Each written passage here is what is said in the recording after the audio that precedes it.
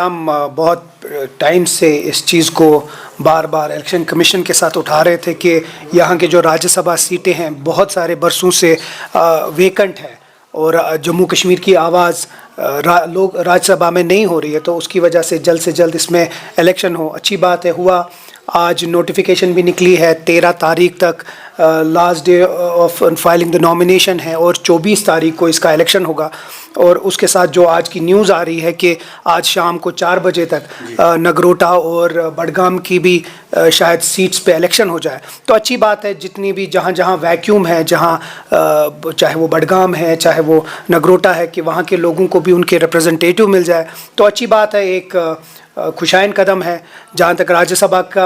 کی بات ہے، ابھی لیڈرشپ بیٹھ کے اس کے اوپر فیصلہ کرے گی، اس کے بعد دیکھتے ہیں، آپ کو جو نام ہوں گے وہ آپ تک ہم پہنچا دیں گے۔ تنویر صاحب، جو جے میر صاحب کا اسٹیٹمنٹ آیا ہے کہ کانگریس کی جو بات چیت ہے وہ نیشنل کانفرنس کے ساتھ جاری ہے راجیہ سبھا سیٹس کو لے کے، ایک تو اس کی تھوڑی سی بتائیں کہ کیا ہم دیکھیں گے کہ کانگریس نیشنل کانفرنس کو جو ہے اس میں سیٹ شیئرنگ؟ دیکھیے، دوسرا سوال یہ کہ الطاف بخاری کا نام سامنے آ رہا ہے کہ نیشنل کانفرنس شاید انہیں راجیہ سبھا کے لیے جگہ دے سکتا ہے، تو کیا دیکھیں، پہلی بات کانگریس نے اپروچ تو کیا ہے نیشنل کانفرنس کو، اور ٹھیک ہے، الائنس پارٹنرز ہے، ان کا حق بنتا ہے وہ بات کرنا، لیکن الٹیمیٹلی ڈیسیجن ہماری جو ہائی کمانڈ ہے، لیڈرشپ ہے، ان کو ڈیسائیڈ کرنا پڑے گا۔ ابھی تو وقت ہے، 13 تاریخ، ابھی بہت کچھ، ایک ہفتہ ہے، تو تب تک جو بھی فیصلہ ہوگا اس میں کریں گے۔ بہت سارے لوگ یہ چاہتے ہیں کہ جس طرح اسمبلی الیکشن میں ہم نے بہت سارے قربانیاں دی، اس بار نیشنل کانفرنس انڈیپینڈنٹلی لڑے، ایسی بھی ایک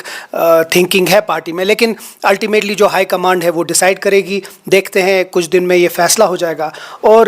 جب ہمارے پاس اپنے اتنے قداور لیڈر ہیں تو ہم باہر سے کیوں لیں؟ اس کا جواب تو مجھے لگتا ہے یہی ہوگا۔ تنویر صاحب، یہ جو ریسنٹ آرڈر آیا ہے بارہمولہ چیف ایجوکیشن آفیسر کی طرف سے، جو گائیڈ لائنس گورنمنٹ امپلائیز کو دی گئی ہے، اس پہ ہم نے دیکھا کہ کرٹیسزم کافی ہو رہا ہے پی ڈی پی کی طرف سے، باقی اپوزیشن جماعتوں کی جانب سے، سو ایک آرڈر کے حوالے سے بھی بتائیں، اور تھوڑا سا جو اپوزیشن کی جا رہی ہے کیا کچھ؟ دیکھیں، پہلی تو یہ جو آرڈر شروعات ہوئی ہے 2017 سے، جب محترمہ محبوبہ مفتی صاحبہ چیف منسٹر صاحبہ تھی، تب سے ہی یہ آرڈر آگے گیا ہے۔ اب جہاں تک یہ آرڈر ہے، جو ایجوکیشن منسٹری ہے اس کو دیکھ رہی ہے۔ دیکھیے، کسی کے اوپر